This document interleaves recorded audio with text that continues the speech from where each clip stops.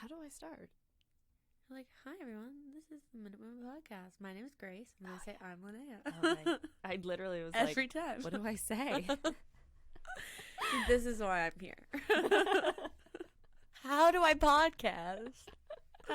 How do I podcast?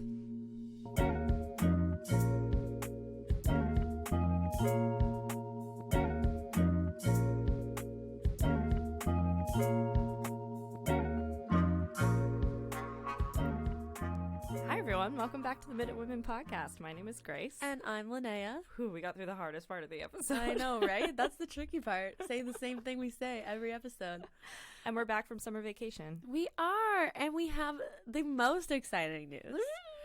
For those of you who follow along with us on social media, you will have seen that we have brand new artwork. I love it so much. It was in the works for about 3 months, maybe? Probably. Yeah. Behind the scenes, we were working on it. Basically, we were like, you know what, the old logo's cute, but like brown, Not our color. not our color. Grace found this phenomenal Haligonian artist, Sasha Steven, and she is absolutely phenomenal.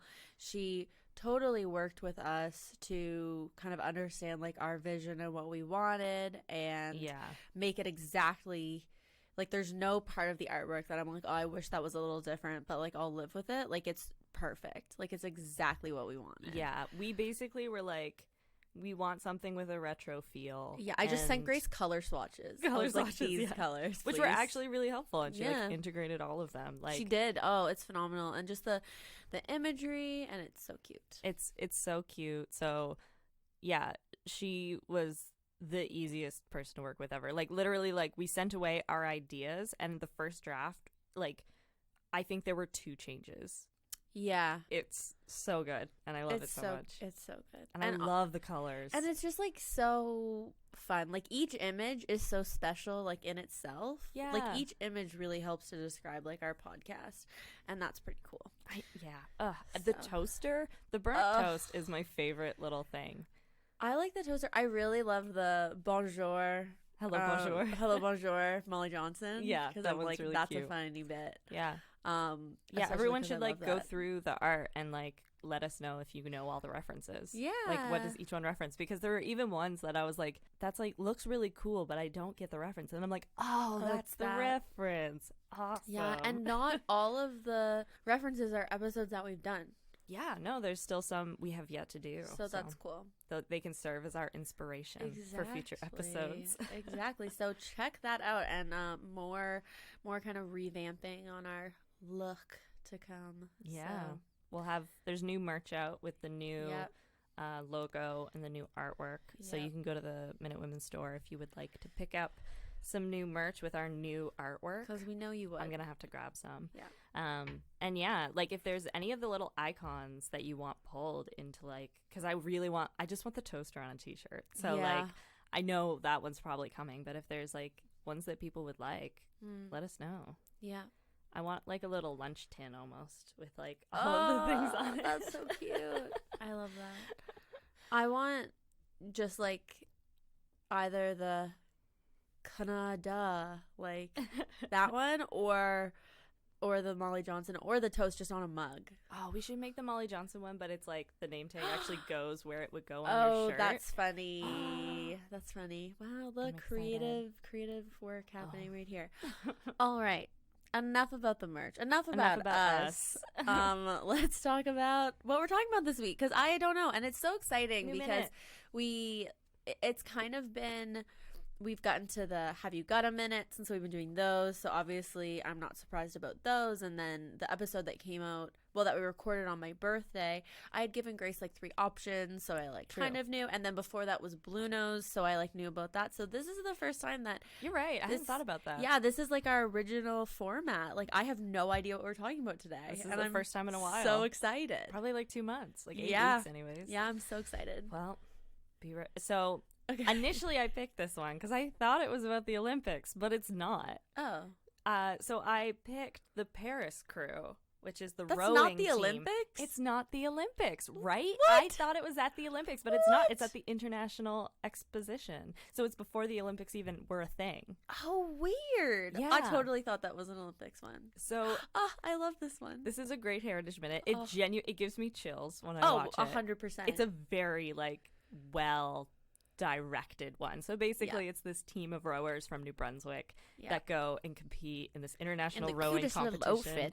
They wear their salmon and brown uniforms, and everyone else is like in their fancy like country club get-ups. Yeah. And basically they just like dominate this like international event, and it's one of the first times that Canada does really well in an international sport, and it was a really big deal, and people love rowing.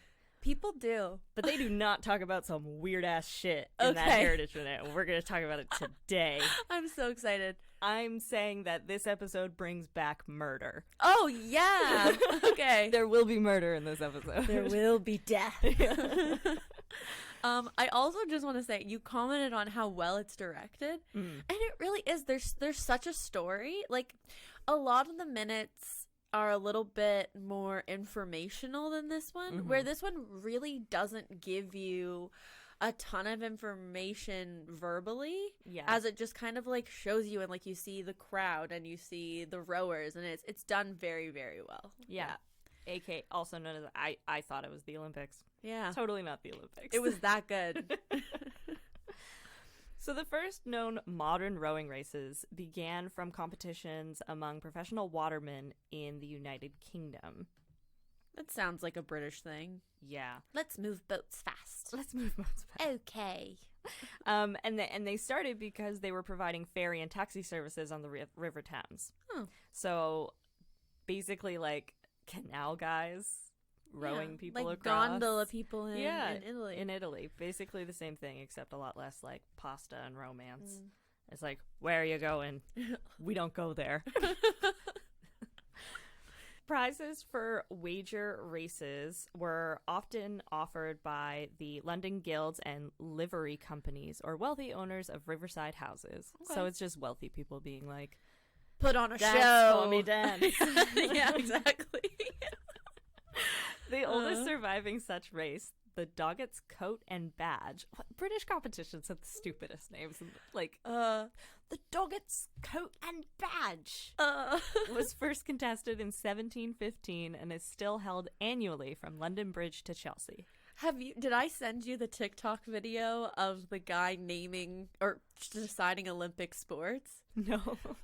Oh my gosh, I have to send it to you. He's like, so it's the same guy. It's like a TikTok where it's the same guy, but it's him, and he's being like, so like, what are we gonna do in the Olympics? And he's like, we're going to run. And then the guy's like, oh, that sounds really cool. He's like, 100 meters. And he's like, how long will that take? Like, 10 seconds, maybe 9. And then it's like, okay, what else are we gonna do? But then he's just like standing there, and he's like, horses. And he's like, horses? This is for people. And he's like, no, we'll put someone on the horse to go along for the ride. It's so funny. But it's like that. It's the Olympics are weird. Do sport for me. Do sport for me. Do the sport. I'll send it to you. It's funny. I might actually post it on our Instagram because it's so funny. We have to start to making a list of these things because I've listened back to episodes and I'm like, yeah, we never shared that with We never did that. We're bad. So during the 19th century, there became more and more of these races, super popular, attracted very large crowds. Prize matches amongst professionals similarly became popular on other rivers throughout Great Britain in the 19th century, notably the Tyne River. Okay. In America, the earliest known race dates back to 1756 in New York, when a petty augur defeated a Cape Cod whaleboat in a race. Huh. Also, we're doing boat races again. Yeah. Very shortly after doing the Blue Nose. That's okay. Oops. That's fine. It's not the same. It's not the same. It's different kinds of boats, guys.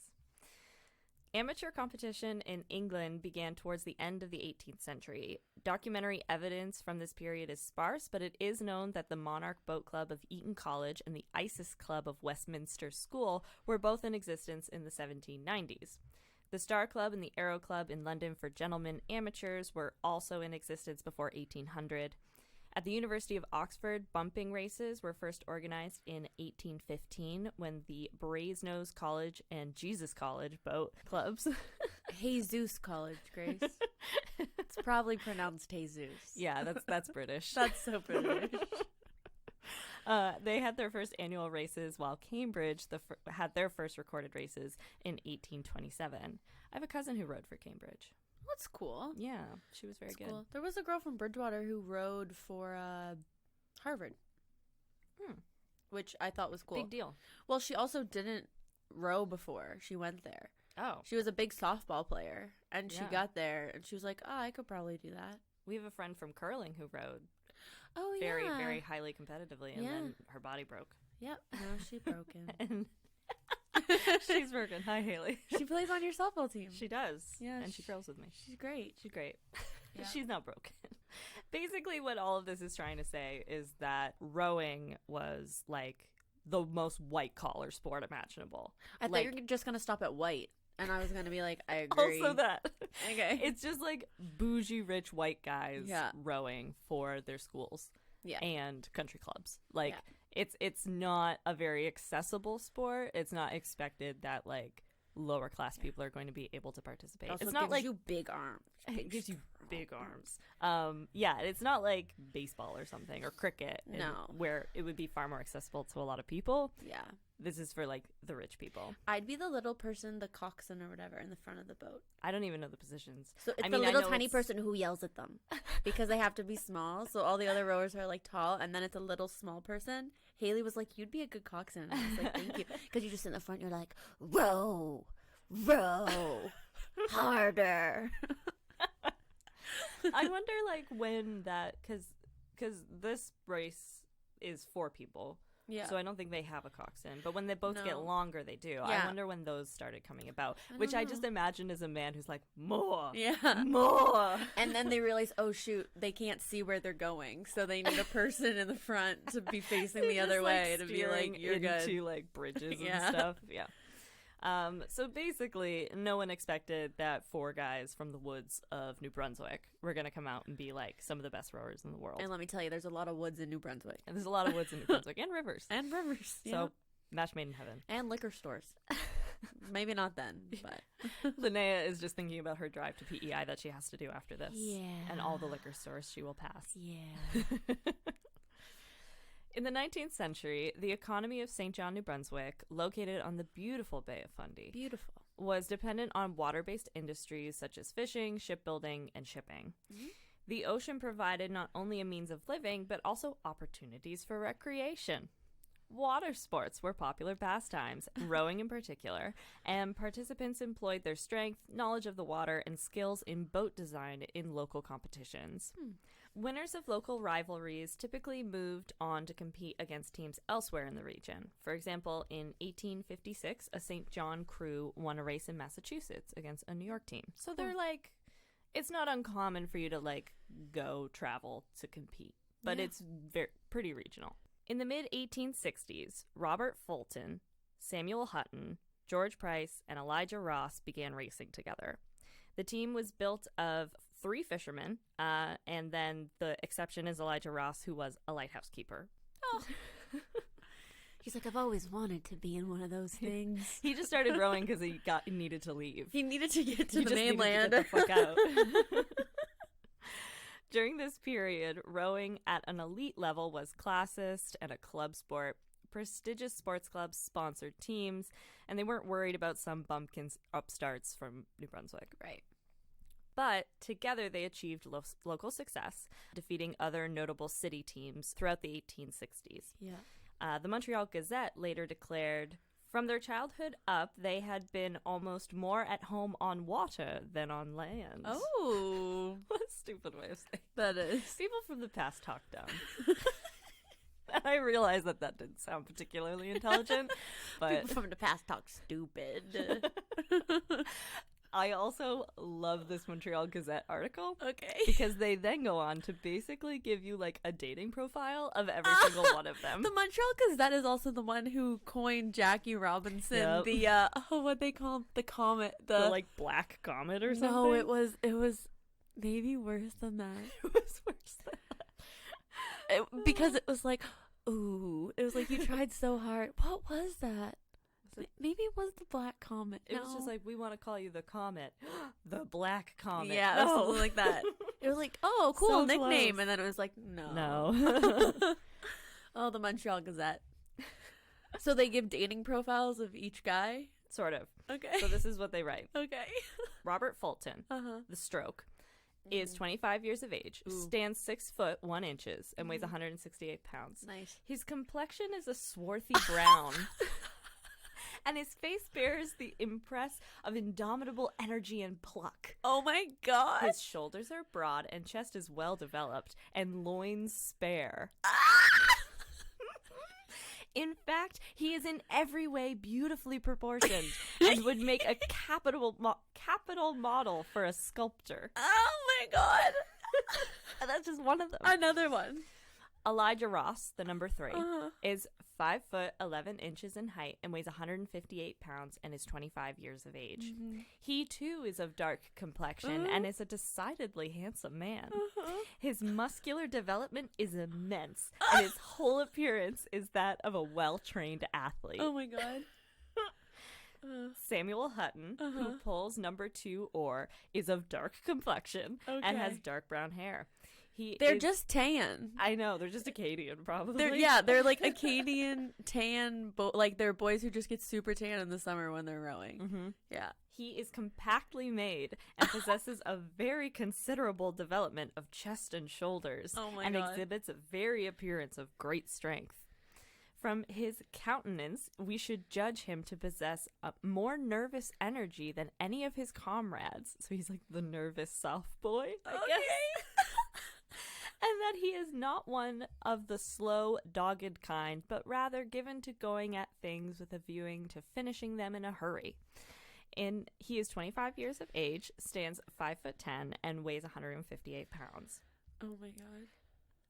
George Price, bow oar, is the veteran of the crew, being 30 years of age. Wow, old man. His height is 5 foot 10 inches, and he weighs 154 pounds. His expression of countenance is stern and indicates a dogged perseverance. Okay. Unlike the rest of the crew, his complexion is light, and notwithstanding long exposure to the sun, his skin retains its natural color. I don't know. What does that mean? I don't know. I love the Montreal Gazette. That's my favorite newspaper. This is literally was that the rest of him? That's because I'm like, this guy feverishly writing and he's just like, I think I might be gay. This Montreal Gazette writer was like writing about these men and then he's like, wait a second. Oh shit. It's also like his editor is like blacking out a bunch of shit. Like, what the hell is this article? It's like when he turns around, he's got a great can. He's got a great, like, how do you describe a butt in the 19 or the 18 whatever that was? His bottom is voluptuous, robust, yeah, absolutely, like a Christmas ham. And he's like, I'm getting rid of that. The editor's like, cut that out. He's like, mon dieu. Just like, no. So New Brunswick residents were so confident in their team's strength that they raised $4,000 with an additional $2,000 provided by the provincial government for the team to travel to Paris. That's big bucks back then. Yeah, so it's basically the town just getting together and like pulling money together. And so they're going to Paris to compete in the International Regatta, which is part of Exposition 1867, which I'm pretty sure is what leads to the building of the Eiffel Tower. Oh. So the Eiffel Tower was like our Expo 67 in Montreal. Yep. The Paris one, their like permanent structure from it was the Eiffel Tower. Cool. Yeah. Super cool. But they also had a boat race. And the rowing championships were held on the 8th of July, 1867, mere days after Confederation. So big deal. This is like Canada competing as Canada for like the first time. That is crazy. Yeah. Competing against well-known European teams, the New Brunswick crew were considered quaint because of their differences in their rowing style, their boat construction, and their uniforms. Yeah. A correspondent from the Manchester Guardian remarked, "Among the strange-looking people whom this regatta has brought together, not the least strange were a certain crew of 4 sturdy New Brunswickers, who, having beaten everything in their own waters, had brought 2 homemade boats some thousands of miles to show the rest of the world how to row. With their flesh-colored jerseys, dark cloth trousers, leather braces, and bright pink caps, they were in striking contrast to their neat competitors." The caps were awesome. That would be a great Halloween costume. Like, what a niche, like, group costume for people to do. Because it's not hard. You just need, like, the right color clothes. Oh, that's super cool. Despite the New Brunswick crew's unorthodox appearance, the team won both its races, prompting the reporter to quip that their performance, quote, should make either English oarsmen or English boat builders reconsider the first principles of their arts. Ooh. They won handedly, according to Fulton, who even had time to wave his hat at the spectators as they rode by. Yeah, they do that in the minute, I think. I think so, yeah. Yeah. Their victory was completely unexpected. The Canadian team's success shocked European rowers and fans alike. Reflecting in 1905 on their achievements at the Paris Expo, Fulton stated the gold medals were something we prized more than money. Aww. I know. But these gold medals, as featured in the Heritage Minute, is only the beginning, because it only gets wilder from here. I was going to say, where's the murder? Like, you promised me murder. Oh, dear listeners, I have promised murder, and I shall provide. So Fulton, Hutton, Price, and Ross received a hero's welcome upon their return to New Brunswick, and they were nicknamed the Paris Crew after the site of their triumph. Their next major challenge was in October of 1868 when they faced the Ward brothers, a team of talented American siblings in Springfield, Massachusetts. The St. John team triumphed again to the delight of its supporters, many of whom had placed significant bets on the team's success. The whole economy of New Brunswick would have been shook. Was resting on the shoulders, yeah. Having previously beaten Europe's best, the victory over the Ward brothers, who had not participated in the Paris Expo, cemented the Paris' crew's reputation as the champions of both sides of the Atlantic. Their success continued as the crew won its races in Lacken, wherever that is, Toronto, Niagara, and other places during the summer of 1869. So they're just killing it. Killing it. So in the autumn of 1870, the Paris crew faced the Tyne crew, an English team from Newcastle upon Tyne, led by James Renforth. The race, hosted in Lac in Quebec, was billed by the Montreal Daily Witness as a match between champions crews of the old and new worlds. Ooh. Who's the old world? Newcastle? Yeah. Okay. It's Europe. Okay. They're so old. Wow. The Victoria Daily Standard predicted a challenging race for the Canadian team, advising that rowmen of such caliber have not yet been pitted against the Paris crew, whose easy victories over lesser stars must be dismissed from our minds when estimating their challenges of success at Lacken. So basically they're like, you ain't never seen a team like this before. Yeah. In addition to the strength of the opposing team, the Canadian team faced difficult weather conditions. The St. John Daily Evening News reported that although the World and his wife went quickly to the race, and at least 55,000 souls must have been present, the beginning of the race was delayed by the Paris crew's reluctance to row in windy conditions. So they're like, we're not going to put ourselves in a bad position to lose, so we're going to wait for the wind to die down. Because that happens. Yeah. You know, it's not always windy. Yeah, and also, I mean, you were just telling me this morning that, like, you know someone who raced in the Olympics in sailing, and they're like, it got delayed 4 times because of weather conditions. Oh, yeah, like, they were there well after the closing ceremonies trying to get this race in because of weather. Yeah. Because it is dangerous. And that's the thing, like, they wouldn't have canceled it. Like, rain, they're not going to cancel it, but it was, like, because the last Summer Olympics were... Rio, and it was, like, tsunami, like, weather. Oh. Like, they were like, oh, like, you'll die. So I was like, oh, I know it's the Olympics, but I'd rather live. Yeah. If that's cool. I don't care that much. Yeah. Unlike the Newcastle boat, which had barriers to prevent water splashing into the shell, the Canadian boat was more vulnerable to waves. And therefore, the Paris crew lost the race, with differences in boat construction and rowing styles likely aiding the Newcastle team. So the Newcastle team is like better gear, like whatever, and it's probably a part of the reason they won. Okay. I'm sure they're a great team also, but whatever. The loss was such a shock that, quote, many of the St. John followers of the crew had to send home for money enough to bring them back. Oh. They had backed their favorites to finish first. So they like the economy of New Brunswick was shook. They couldn't go home. Despite the loss, the citizens of St. John received the Paris crew warmly upon their return to the city. A rematch was scheduled for the 23rd of August, 1971, on the Kennebecasis River in New Brunswick. Renforth, so he's the leader of the other team, was the only member of the 1871 tying crew who had competed in the 1870 race, but this did not diminish anyone's interest. So it's basically a new team, right? But Renforth is still there. Anticipation for the race was high.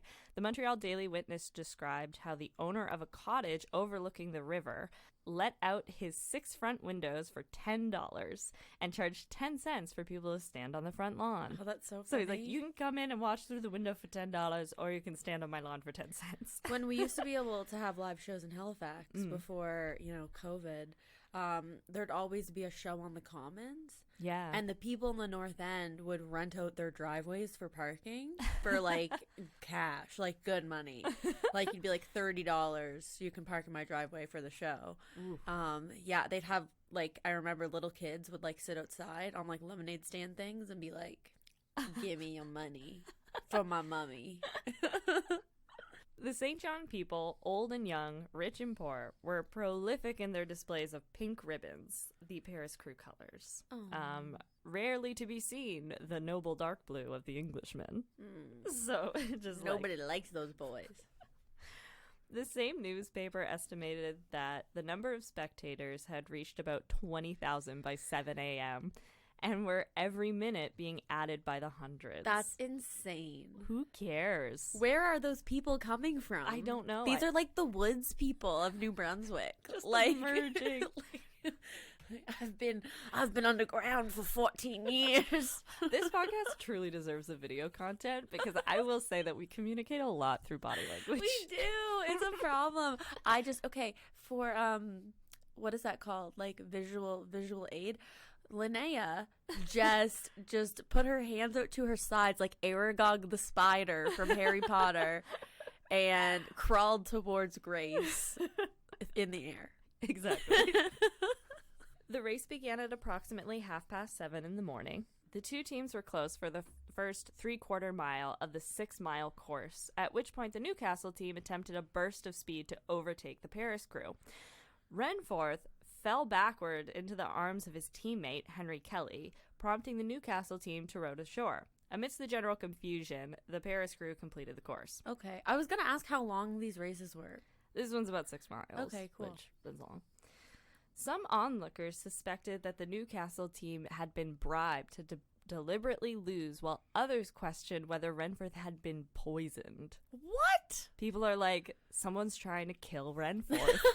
Because New Brunswick wants their team to win so bad. Oh my gosh. Conspiracy. He was taken to the team's temporary residence and died shortly after 9 in the morning. No. Yeah. The only guy from the previous crew? The only original guy. He fucking died. Oh my god. So, on one hand, you're like, did someone poison him? Is there a conspiracy to, like, get Renforth out? Yeah. Was the Paris team just, like, so strong that, like, when they tried their burst of speed, like, it killed the guy? Like, today historians suspect that he suffered a heart attack. Oh, okay, cool. Because they're, like, doing this burst of speed, and then suddenly he, like, collapses. So, like, the overexertion. And he also, he apparently had epilepsy. So there were, like, complications related to epilepsy involved. But news of Renforth's death was received abroad with shock. On the 19th anniversary of his death, Australian newspaper, the Sydney Mail, observed, "The death of England's acknowledged best man. No one seems to have filled his place, either as regards to skill, strength, or stamina." Okay. Not personality, No, though. no. No, he was a dick. Yeah, he was a jerk, but he was a powerhouse. Fundraisers were held in the Maritimes for Renforth's wife. Oh, that's nice. Yeah. Good old Maritimers. And the name of the race location was changed from the chalet to the Renforth in his honor, which is weird. That is weird. If I die in a location, don't name that spot after me. I won't. Thank you. I'll be like... She wouldn't have wanted this. She wouldn't. That's not her. In 1998, Renforth was amalgamated with several communities to create the town of Rothsay. Oh, cool. Where today James Renforth is memorialized by the James Renforth Drive and Renforth Rotary Park. So there's still like commemorations to him in that area today, even though Renforth as the place is no longer. People felt a lot of guilt. Yeah, people feel really bad. So maybe they did poison him because they're like, shit, we feel really bad about this. Yeah. Or they're like, we did it. Yeah, victory. Yeah. Or they're like, oh, we didn't mean to kill him. We just wanted him to like be sick. Whoops. And then on top of that, the town also has a sculpture dedicated to the 1871 race and the Paris crew. So like they are commemorating the team that beat them because he died in that race. God. The fatal race of 1871, as the term that the press coined to refer to it, of course, marked the beginning of the end of the Paris crew's high-profile career. Okay. The team won another regatta in 1873 on the Kennebecassis River, but in 1875, tension arose between Hutton and the other members over ownership of the team boat. It's like, I own the boat. No, you don't. Boys. It's useless if you're not all in it. Yeah. So who cares? Right?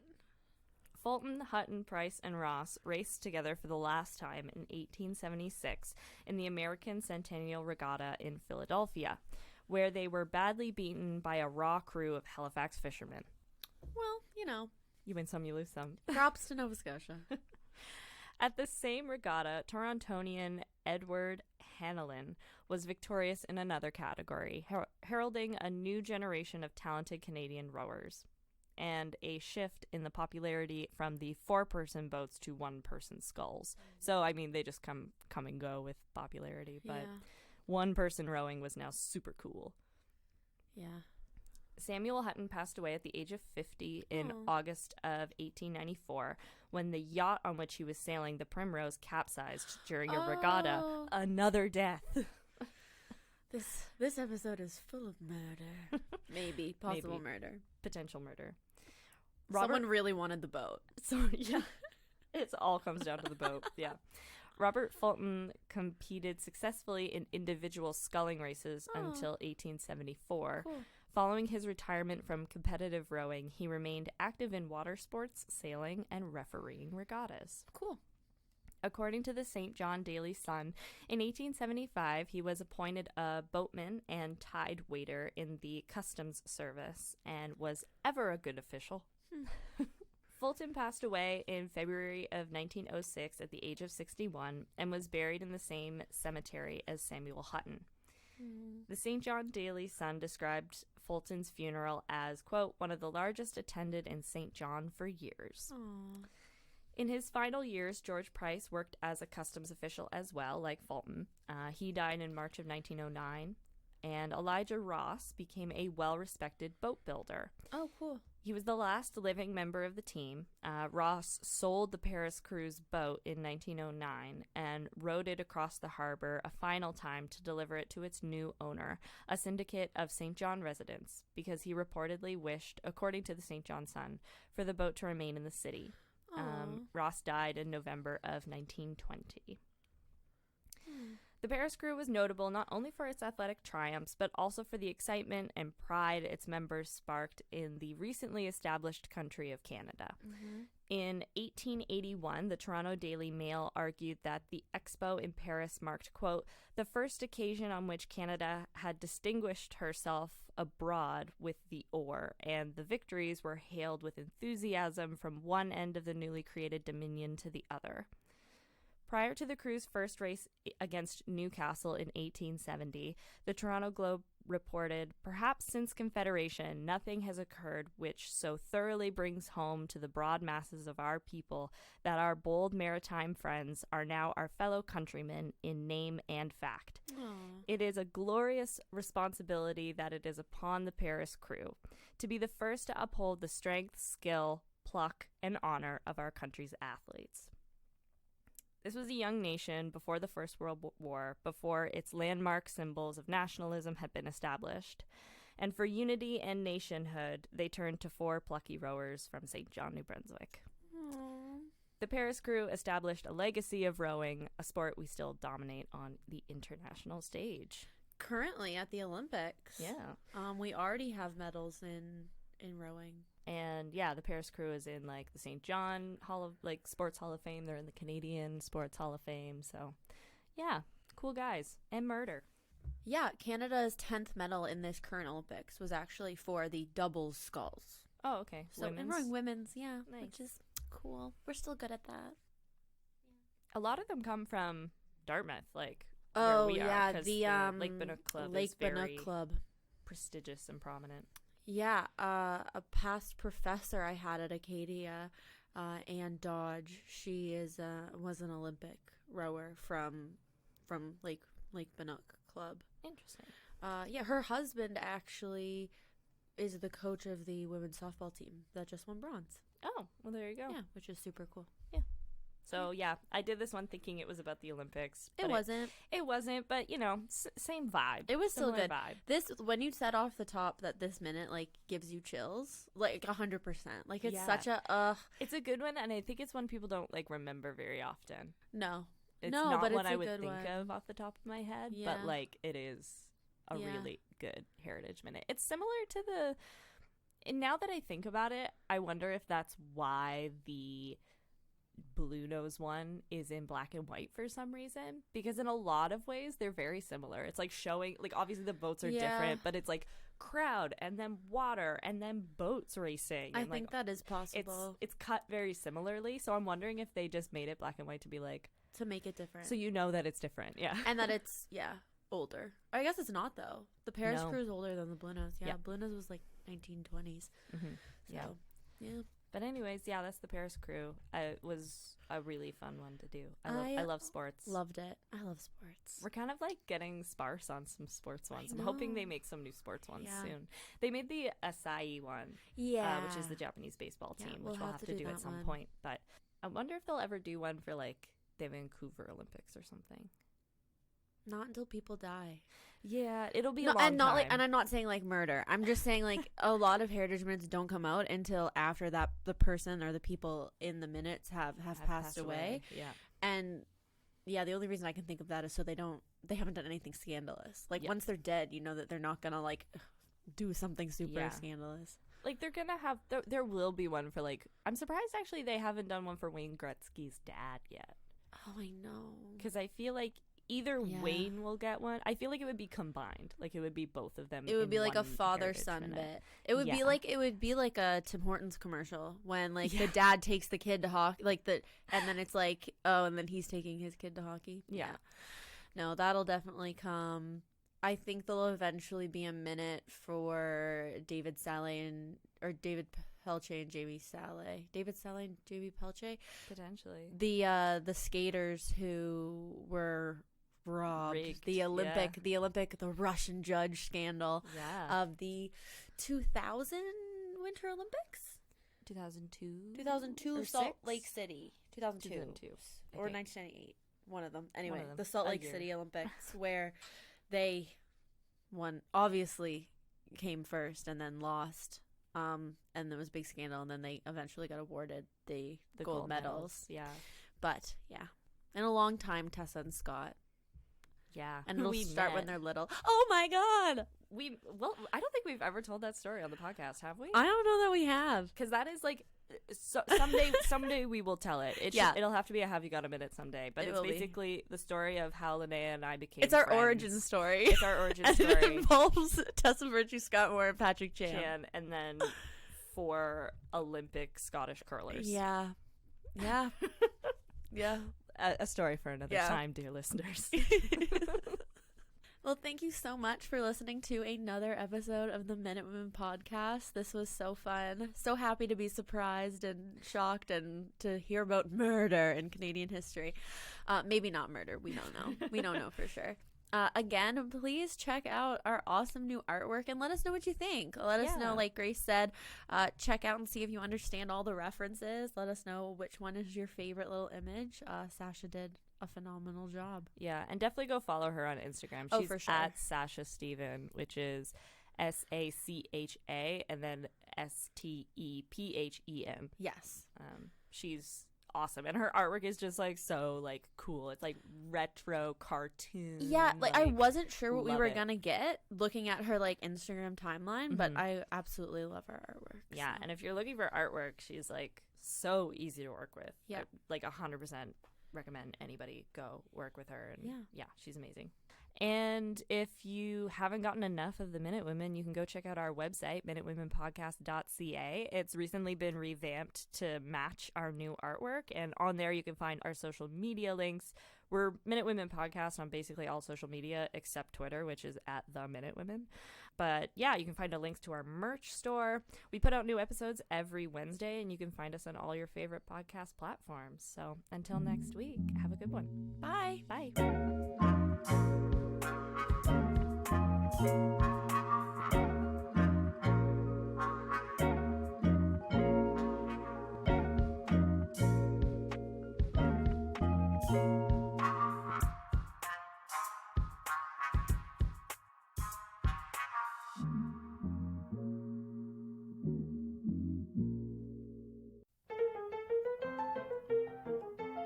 A rematch was scheduled for the 23rd of August, 1971, on the Kennebasis. Yeah. Is that how you say it? That's Kennebasis? Kennebasis. Kennebec. I'm trying to find the pronunciation. Okay, here we go. Kennebasis. On the... Kennebasis. The team won another regatta in 1873 on the Kennebasis.